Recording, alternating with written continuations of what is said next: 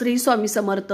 आज 2 तारीख म्हणजेच आज आपल्याला होळिका दहन करायचं आहे आणि हा सण म्हणजे आपल्याचा जो वाईटाचा नाश होणारा आणि सत्याचा विजय असणारा हा सण आहे। तर हा चान्स आपल्याला वर्षातून एकदाच भेटत असतो, जेणेकरून आपल्याला जो काही होणारा त्रास आहे तर तो त्रासावरती आपल्याला उपाय करायचे असतात या दिवशी, किंवा लक्ष्मी प्राप्तीसाठी काही उपाय करायचे असतात। तर वर्षातून एकदाच हा आपल्याला चान्स भेटत असतो। तर तुम्हाला जर खूप त्रास होत असेल किंवा तुम्ही आजारी असाल तर हा उपाय नक्कीच तुमच्यासाठी आहे। उपाय अगदी सोपा आहे।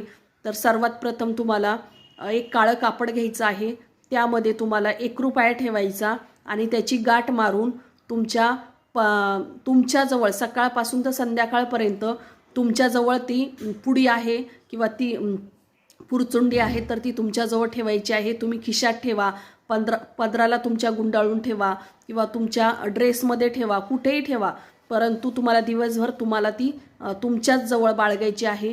आणि संध्याकाळी तुम्हाला होळी दहनाच्या वेळेस ती त्या होळीमध्ये दहन करायची आहे।